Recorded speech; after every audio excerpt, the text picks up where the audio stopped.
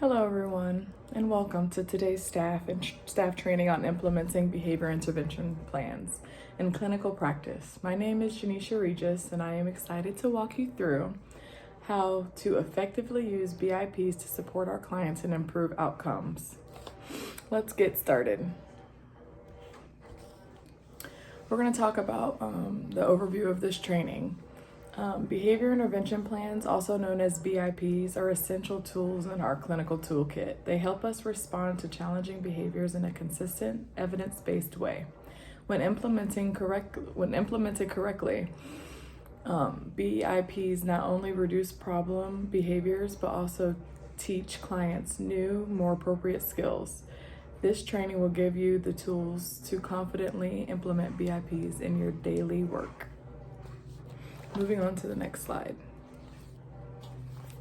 The objectives of this training.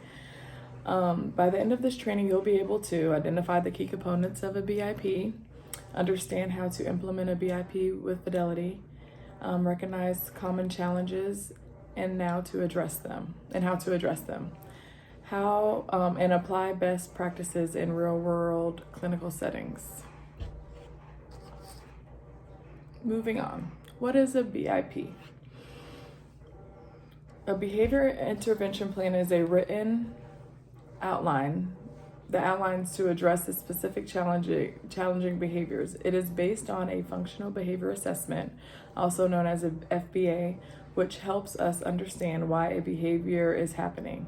The BIP then gives us a roadmap for how to prevent the behavior, teach alternatives, and respond appropriately when it occurs.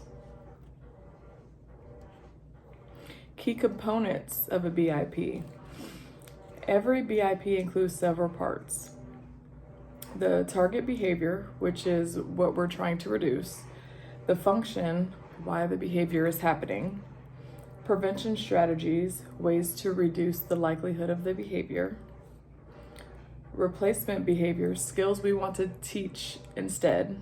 Consequence strategies, how we respond when the behavior occurs.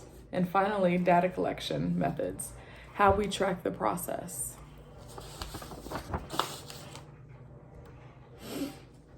I passed out some sample BIPs, and it looks like this, like on the screen. So we'll walk through this. Let's look at the sample BIP. You will see that each section is clearly labeled. For example, the target behavior might be eloping during transitions. The function could be escape. Prevention strategies might include giving a visual countdown. The replacement behavior could be asking for a break. And the consequence strategy might be prompting the client to return and then reinforcing the replacement behavior.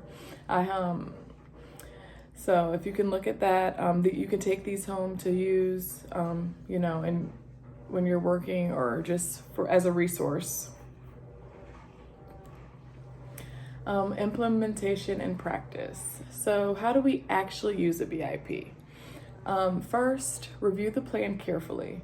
Know what that behavior looks like, what triggers it, and what strategies to use. Follow the prevention strategies consistently. Prompt and reinforce the replacement behavior.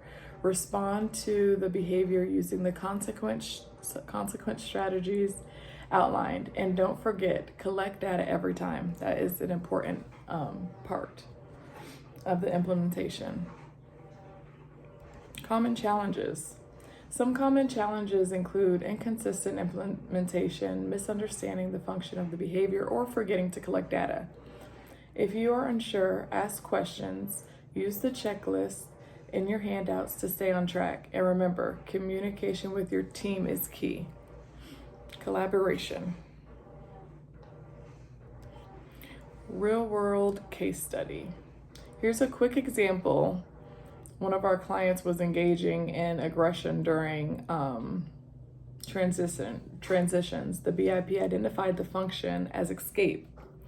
So we implemented a visual schedule and taught the client to request for a break. Within 2 weeks, the aggression decreased by 60%. 60.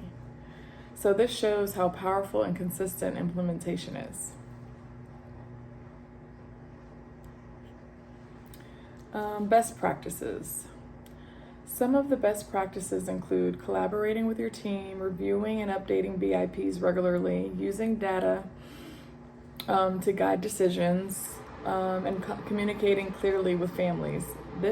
These steps help ensure the BIP is effective and sustainable.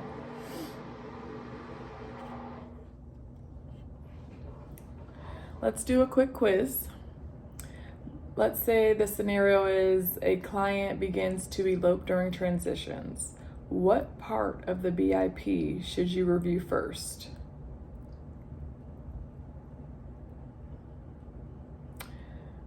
All right, so A, replacement behavior, B, prevention strategies, C, data collection method, or D, consequence strategies. This is all on the handout that I gave you. Take a moment to think about it. The correct answer is B, prevention strategies. If the behavior is happening, we may need to adjust how we're preventing it. You will find more scenarios and discussion prompts in your handouts. Feel free to review them with your team. And again, those are in the packet that was handed out to you guys. All right, to wrap up, remember that BIPs are only effective when implemented consistently. Review the plan, follow the strategies, collect data, and communicate with your team.